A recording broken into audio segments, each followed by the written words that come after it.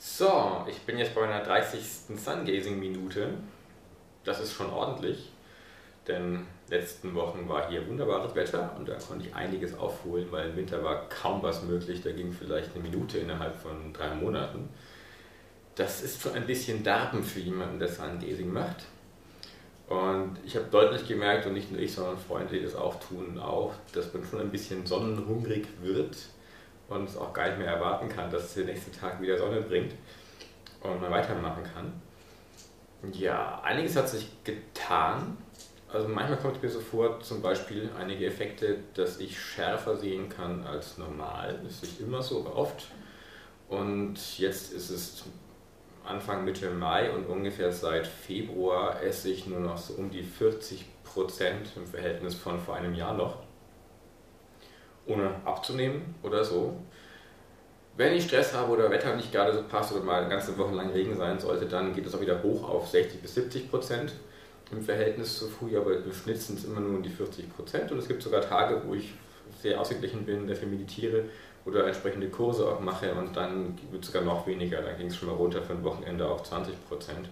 Da habe ich fast gar nichts gegessen und war trotzdem nicht hungrig. Das ist der Effekt. Also man muss dann nicht hungern, sondern man ist einfach von vornherein schon satt und es kommt kein Hungergefühl mehr auf. Ja, ist einiges passiert, deswegen habe ich jetzt alles ausgedruckt, bevor ich irgendwas vergesse, was vielleicht interessant sein könnte. Zum Beispiel, was beeindruckend war, dass als ich in Berlin war, habe ich meine Augen untersuchen lassen, bei ungefähr 16,5 Minuten von einem Augenarzt und es war überhaupt nichts dran. Das ist schon mal gut zu wissen. Das nächste steht jetzt langsam an, ich müsste also wieder untersuchen lassen, weil bei 30 Minuten würde es mich interessieren. Natürlich wieder. Nicht, weil ich Angst habe, nur um vielleicht die deutschen Zweifler so ein bisschen mit Daten zu füttern. Die haben das ganz gerne. Nur zumindest als ich in Berlin war, nach dem Sungazing ist mir aufgefallen, dass ist was Komisches passiert, weil ich habe vorher ungefähr 3 Stunden am Tag meditiert, Vipassana, und auch vom San-Yogi Uma Shankar empfohlene Meditation gemacht, die heißt Fotomeditation. Da nimmt man sich ein Foto von sich selbst, größeres vielleicht in dem Format, hängt es an die Wand und auf dem Abstand vielleicht setzt man sich davor, blickt sich in beide Augen, dann auch nur in ein Auge und dann nur in das Schwarze vom Auge, ungefähr halbe Stunde bis Stunde, bis irgendwann mal ein Licht aus dem Schwarzen erscheint. So ist seine Anleitung. Bei mir noch nicht passiert, muss ich ehrlich sagen, nur komischerweise mit diesem vielen Meditieren ist es mir passiert, bei ungefähr 16, 17 Minuten Sungazing, dass ich plötzlich merke beim Sungazing, dass ich gar nicht mehr atme, dass der komplett ausgesetzt hat, aber kein Gefühl kam von einatmen müssen. Das war sehr interessant und ist seitdem auch noch 2, 3 Mal anders vorgekommen. Das kenne ich jetzt schon, aber willentlich aus der Roten Sonne von Kunlun. Die macht das auch, nur das ist sehr anstrengend. Und da kommt das von ganz alleine plötzlich. Das ist sehr faszinierend. Tja, was das dann soll, kann ich noch gar nicht erklären, nur es taucht mehrmals auf und man hat auch keine Panik dabei. Es kommt mir so vor, dass so die Urängste vielleicht des Sterbens da anscheinend irgendwie auch gelöscht werden. Das hängt mit der Atmung sehr stark zusammen. Aber das ist eine Vermutung. Mal gucken, was ich vielleicht auch noch rausfinden kann oder sich noch zeigen mag. Genau, gleichzeitig kam halt auch so ein Gefühl von wirklich sehr klarem Kopf, sehr klarer Konzentration und sehr viel innerlicher Ruhe und Stille und Frieden. Das war sehr angenehm. Das war parallel dabei. Genau. Das Nachlicht, das Nachleuchten, das man hat nach dem Sungazing, hat sich jetzt nicht verlängert, obwohl ich jetzt eine halbe Stunde reinschaue. Es ist geblieben bei teilweise sehr wenigen Sekunden, wenn ich halt sehr klaren Kopf habe, bis höchstens 2, 3 Minuten. Das ändert sich anscheinend jetzt so auch nicht mehr. Dann hat der San-Yogi Uma Shankar auch prognostiziert, dass man zum Beispiel eine blaue oder eine türkise Sonne sieht oder auch so Ringe um die Sonne, die sich bewegen. Das ist mir auch schon mehrmals passiert. Und ich habe auch gemerkt, dass zum Beispiel manchmal mein Blick von alleine so leicht unter die Sonne wandert, ganz entspannt, und dann die Sonne irgendwie schwarz wird. Das ist sehr faszinierend, als wäre es eine Pille oder so, die man reinschaut, weil sie wirklich schwarz wird. Das ist sehr interessant. Was das soll, weiß ich auch noch nicht. Mal gucken, ob ich da jemanden befragen kann, weil San-Yogi Uma Shankar kommt nämlich diesen Herbst wahrscheinlich nach Europa. Und da kann man solche Fragen stellen, weil wer weiß es nicht als er muss es wissen. Er ist der Profi in dem Bereich. Aber das kam von alleine und anscheinend hat das auch einen bestimmten Effekt, weil das auch anderen auch schon passiert ist. nicht nur mir. Eines der witzigsten Sachen, die passiert sind: Eine Nachbarstochter, die vielleicht 7 Jahre alt war, kam irgendwann mal mich besuchen, in einem Garten gespielt und hat dann irgendwann meinen Kopf genommen, zwischen beide Hände und mich angeschaut mit ernsten Augen und meinte, irgendwas ist anders an dir. Und ich so, ja, was denn? An deinem Kopf. Was genau denn? Deine Augen, die leuchten so. Und sie weiß nicht, was ich mache, das ist das Faszinierende dabei. Und von daher fand ich es eigentlich ganz nett, weil es hat mich jetzt überrascht und dass man das anscheinend auch irgendwie erkennen kann. Ich erkenne es jetzt nicht, aber dass sie das irgendwie gesagt hat, hat mich schon sehr überrascht. Fand ich ganz schön. Ich hatte auch eine Phase gehabt von einigen Tagen, wo ich extreme, lange, ausführliche, klare Träume hatte und teilweise auch die Inhalte der Träume bestimmen konnte, also wie im Klartraum, dass man da ein bisschen dirigieren kann, was passiert. Das war eine Phase, die ist wieder vorbei. Was ich auch gerade merke, ist, dass das Schlafen anscheinend weniger wird. Zwar auch nicht kontinuierlich, aber manchmal wirklich tagelang, dass ich dann weniger brauche. Ganz früher waren es 9 Stunden, dann ging es auf 7,5 und jetzt brauche ich teilweise nur 6 Stunden. Und dann gibt es halt Phasen, wo ich mehr esse, aber dafür weniger schlafe. Oder wo ich mehr schlafe, dafür weniger esse. Das scheint sich irgendwie gerade so auszutauschen gegenseitig. Bleibt aber meistens beim weniger Essen und normal schlafen bei 7,5 Stunden oder so. Mal gucken, was sich dann noch tut. Da habe ich eine Sache gefunden, die noch interessant vielleicht für euch sein könnte. Und zwar, dass man Freundschaft schließen soll mit der Sonne. Das ist eine Empfehlung von Swami Uma-Shankar. Und das ist das Gleiche, als würdest du Liebe hinschicken. Und ich habe für mich gemerkt, dass dann einiges passiert, dass auch etwas wieder zurückkommt dabei, was man deutlich spüren kann, dass es wirklich hier sehr warm wird und auch aufgeht. Es fühlt sich zumindest so an, als würde irgendwas aufgehen, würde auch sehr heiß werden und man merkt auch, dass man anfängt zu lächeln und es einem unglaublich gut geht dabei. Ja, man könnte fast sagen, pure Liebe oder so, würde ich das vielleicht bezeichnen. Was auch passiert ist, dass bei 30 Minuten ungefähr war das, also ziemlich frisch, dass auch jetzt hier irgendwie der Teil des Körpers, ich würde sagen, entweder das war das Zwerchfell oder der obere Dickdarm, jetzt bin ich ganz sicher, wurde sehr heiß eine Zeit lang, aber angenehm, das war völlig in Ordnung. Nachher war auch irgendwie kurz Durchfall, was ich da dem zuschreibe und vielleicht auch ein ganz gutes Zeichen, weil seitdem bin ich auch vom Bauch her etwas entspannter. Und es passt auch zu dem, was der Swami Uma-Shankar auch sagt, dass der Körper halt von oben nach unten sich reinigt beim Sun Gazing oder Sonnen-Yoga, was er halt betreibt, was etwas anders ist von der Methode her. Aber es von oben nach unten wird gereinigt und nachher von unten nach oben wieder rückwärts. Das kann ich bisher bestätigen, weil ich merkte halt im ersten Brustkorb am Anfang irgendwas, wenn ihr es noch erinnert von der ersten Rezension bei 13 Minuten. Und jetzt merke ich, dass es langsam Richtung Solarplexus und Oberbauch geht. Mal gucken, ob es dann noch weiter runter geht und da Entspannungen verursacht und Auflösung und so. Würde mich natürlich sehr freuen. Weil man muss ja sonst dafür nichts mehr tun, außer in die Sonne zu schauen. Genau. Was einmal passiert ist, das war sehr interessant. Das ist noch einmal kurz passiert, weil Sun Gazing war nicht möglich, weil Wolken waren. Einmal kam ganz kurz die Wolke durch, vielleicht für eine halbe Minute. Ich habe halt reingeschaut, wenn ich so im Türrahmen hier stand, ganz entspannt und wollte gar kein Sun Gazing machen, sondern nur kurz reinschauen, weil es war die einzige Gelegenheit.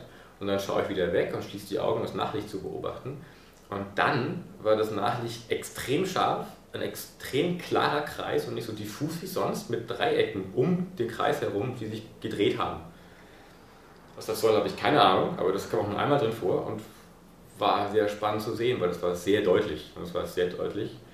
Was ab und zu auch passiert ist, das hat mit dem jetzt nichts zu tun, aber das mag vielleicht verwandt sein, dass ich ab und zu mal keinen Kreis sehe im Sun Gazing, sondern wirklich ein Achteck sehe. Und einmal ist es auch vorgekommen, dass das Nachlicht wirklich eine Pyramide war, einer Spitze nach oben, einer Spitze nach unten. Das heißt, es war nicht klar, aber diffus, kein Kreis, sondern wirklich ein ziemliches Dreieck, was dann gewechselt ist mit Spitze oben, Spitze unten. Und nachher war es ein klares Sechseck. Ja, also so ein bisschen wie ein Davidstern. Das war auch sehr faszinierend zu sehen. Das kam bisher auch nur ein einziges Mal vor. Mal sehen, was dann noch passiert, aber das ist irre, wenn man so einen Kreis hineinschaut und nachher ein Dreieck sieht oder halt ein Sechseck und das wirklich klare Umrisse hat. Naja, irre, was da so alles passiert. Was ich auch merke, ist, dass oft ein Pulsieren passiert zwischen dem rechten und dem linken Auge. Also wird es irgendwie heller werden, dann hier dunkler, wieder heller und wieder dunkler, was sich nachher ausgleicht und dann passiert ein gleichzeitiges Pulsieren, was so wirkt, als würde es Richtung Sonne gehen oder nach oben gehen. Das kann ich noch nicht genau sagen. Das kommt sehr häufig vor, wenn ich einen sehr geraden, klaren, entspannten Blick habe für längere Zeit, dass das passiert. Und meistens eher in der Abend- als Morgensonne. Fühlt sich ganz gut an, also das soll mal gucken. Das kann ich alles noch nicht erklären. Auch was ich gemerkt habe, was mir vorher gar nicht aufgefallen ist, habe ich von einer Rezension von einer anderen Frau, in Amerika war das glaube ich, gesehen, dass sie gesagt hat, dass sie halt weniger hitzeempfindlich und kälteempfindlich wird. Und das fiel mir auch auf, weil ich habe bei mir zu Hause Thermostate in einzelnen Heizungen und habe die so um 1 bis 1,5 Grad runtergedreht, weil ich merke, dass ich weniger Hitze brauche. Ich war früher eine totale Frostbeule. Das ist nicht mehr der Fall. Dafür merke ich, dass ich jetzt, wenn es heiß wird, weniger schwitze von vornherein und wenn es kalt ist, das mir auch weniger ausmacht. Das ist ganz nett, weil das war früher ganz anders. Und ich hoffe mal, dass es auch mehr so wird. Und es passt auch zu dem, was eben Swami Shankar sagt, dass man sich der Umwelt anpasst, dass die eine weniger anhaben kann, egal wie die auch aussehen mag. Und vielleicht mal so wie er irgendwann, der dann mit Barfuß irgendwie durch den Himalaya, durch den Schnee tapst und sich darin badet und dabei glücklich fühlt, vielleicht wäre das auch mal so weit. Das fände ich toll, fände ich schön, sowas machen zu können. Ich habe es im Winter getestet und ich war vielleicht 3 Minuten im Schnee barfuß und habe es nicht ausgehalten. Das ging gar nicht, aber vielleicht der nächste Winter kommt bestimmt. Mal gucken, was dann vielleicht geht. Zumindest ein schöner Effekt, der gefällt mir. Kostet weniger Geld, die Heizung, und macht es auch wesentlich angenehmer für den Körper, dass man weniger schwitzt und weniger friert und dass es sich ausgeht. Genau. So, das war jetzt eine schnelle Zusammenfassung von all dem, was bisher bei mir vorgefallen ist. Und was ich ja wirklich jedem empfehlen kann, ist beim Sun-Gazing, was der Hiri Ratnamanik nicht so erwähnt, aber dass man wirklich dann einfach Liebe zur Sonne schickt, während das passiert, während man einfach hineinschaut. Das habe ich für mich gemerkt, macht einiges. Wenn ich noch eins oben drauf setzen möchte, es gibt nämlich noch ein Mantra, was ich auch auf der Sun-Gazing Gruppe veröffentlicht habe bei Facebook, aber das findet man demnächst auch mal wahrscheinlich bei sungazing.de, was man dabei sagen kann, wenn man möchte, um mal zu gucken, was passiert, weil das ist ein Mantra, was das Herz aktiviert. Eigentlich das gleiche ist wie Herz öffnen, das gleiche ist wie Liebe hinschicken. Macht es vielleicht ein bisschen leichter für den Anfang und das hat auch sehr gewirkt, meiner Meinung nach, vom Feeling, was man nachher hat, dem guten Gefühl, was ja auch ein guter Nebeneffekt vom Sun-Gazing ist. Ja, ein anderer Freund von mir ist 140 Minuten, der ist schon einiges weiter. Und einige sind jetzt auch schon weiter als bei 5, sondern bei 10, 15, 20 Minuten. Und ich hoffe mal, dass sie auch hier und da mal eine Rezension vielleicht auf Video bannen oder halt schreiben, weil das ist mit Sicherheit interessant, weil das noch so neu ist. Und es kann helfen, das mal auf Video zu bannen, damit das einige Leute motiviert, vielleicht auch an zu starten. Ansonsten fühle ich mich gesund und fit. Hat sich nichts getan in der Richtung. Deswegen kann ich nicht sagen, ob es halt gesundheitsförderlich ist, weil ich nicht krank war. Ich merke nur, dass es halt sehr entspannt ist und den Kopf klärt und halt wirklich sehr viele gute Gefühle von vornherein macht. Und die negativen Gedanken halt wirklich eliminiert werden. Mehr und mehr. Deswegen passt es immer noch bisher für mich zumindest wunderbar zu Vipassana zum Beispiel, zur Technik. Ja, und ich werde berichten wieder, wenn ich dann mit der einen Methode durch bin, in 44 Minuten, Sun-Gazing nach Hiri Ratnamanik, und ich hoffe mir dann noch einiges neu berichten zu können und auch einige neue Augenuntersuchungen vorweisen zu können, was dann so sich getan hat, um zu zeigen, dass die Augen keinen Schaden nehmen, wenn man in die Sonne schaut, wenn man das Protokoll einhält mit den 10 Sekunden addieren pro Tag. Wenn das für dich das erste Mal sein sollte, dass du das jetzt hier hörst, Sun-Gazing und was ist überhaupt, wie geht das Ganze überhaupt, dann gehst du einfach auf sungazing.de. Da findest du alle Infos vollkommen gratis, wie man das selbst machen kann. Rezensionen, Filme, mittlerweile sogar ein Buch dazu, was erschienen ist jetzt erst vor ein paar Tagen. Und auch ein Video, ein Kinofilm, also solche Geschichten. Also viele Infos und auch andere Quellen, wie man dann hinkommen kann zum eigentlichen Effekt, nämlich zu sich selbst zu kommen, Selbsterkenntnis. Ich habe auch mich nicht gewundert, warum das Wort Erleuchtung da Licht drin steckt, letzten Endes. Mag damit zusammenhängen.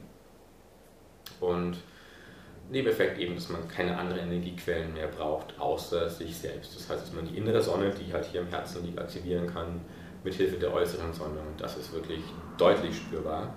Und ich hoffe und denke mal nicht nur alleine für mich, sondern auch für alle anderen, die das praktizieren. Ja, wenn du noch praktizierst, wünsche ich dir viel Spaß. Und ansonsten, wenn du gerade startest, dann ja, spannende Erlebnisse. Und vielleicht bis bald mal.